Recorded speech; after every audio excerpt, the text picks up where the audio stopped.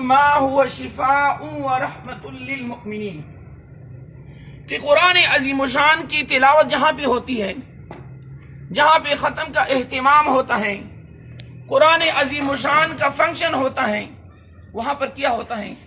اللہ تبارک و تعالیٰ فرماتے ہیں شفاء، قرآن عظیم الشان میں ہم نے شفا رکھی ہے۔ اور اس طرح امام بخاری نے کوٹ کیا ہے، ابو سعید خدری رضی اللہ تعالیٰ روایت کرتے ہیں کہ صحابہ کرام جب میدان جہاد کے لیے نکلی ہوئی تھے، سفر پہ تھے، صحابہ فرماتے ہیں کہ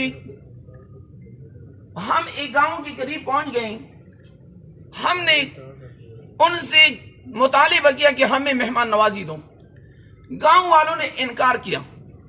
امام بخاری لکھتے ہیں کہ رات کو کیا ہو گیا، گاؤں والوں میں سے ایک بندے کو بچھو نے ڈسا۔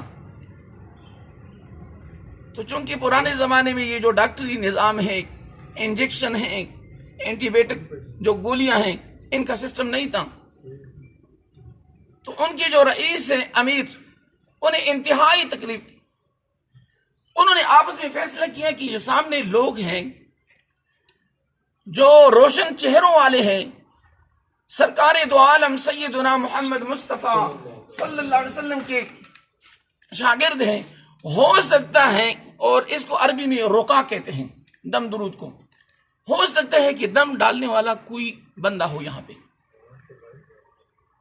جب وہ چلے گئے تو انہوں نے کہا کہ جی ہم، ایک صحابی نے کہا کہ ہم دم ڈالیں گے، لیکن شرط یہ ہے 30 غنمن، اس کے مقابلے میں اگر آپ لوگوں کا امیر ٹھیک ہو گیا، اللہ نے شفا دی، تو آپ لوگوں نے ہم میں 30 بکریاں اس کے عوض میں عطا کرنی ہیں۔ امام بخاری لکھتے ہیں کہ ایک صحابی نے الحمد للہ رب العالمین الرحمن الرحیم مالک یوم الدین ایاک نعبد و ایاک نستعین اهدنا الصراط المستقیم صراط الذین انعمت علیہم غیر المغضوب علیہم ولا الضالین آمین، یہاں تک تلاوت کی اور اس پہ دم ڈالا۔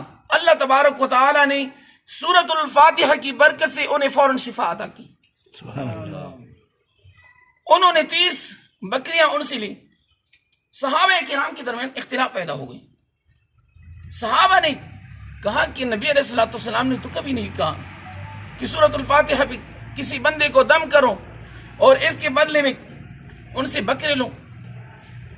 مختصر یہ کہ امام بخاری نے لکھا ہے نبی علیہ الصلوۃ والسلام کی دربار اقدس میں فیصلہ صحابہ لے کر آئے۔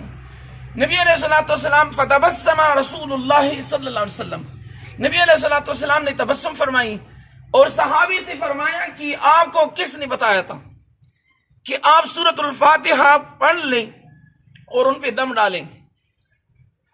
صحابی خاموش ہو گئے۔ نبی علیہ الصلوۃ والسلام نے فرمایا کہ اس میں مجھے بھی حصہ دار ٹھہراؤ، اور امام بخاری نے لکھا ہے کہ نبی علیہ الصلوۃ والسلام کو بھی اس میں حصہ دیا۔ تو غرض یہ ہے، یہ تو ایک حدیث، مین جو مقصد ہے وہ یہ ہے کہ قرآن عظیم الشان میں اللہ تبارک و تعالیٰ جو فرماتے ہیں کہ شفا ہے، وَنُنَزِّلُ مِنَ الْقُرْآنِ مَا هُوَ شِفَا، اس میں شفا ہے۔ ایک جو آپ علاج کرتے ہوں دوائی کے ذریعے، ایک علاج ہے دم و درود کے ذریعے۔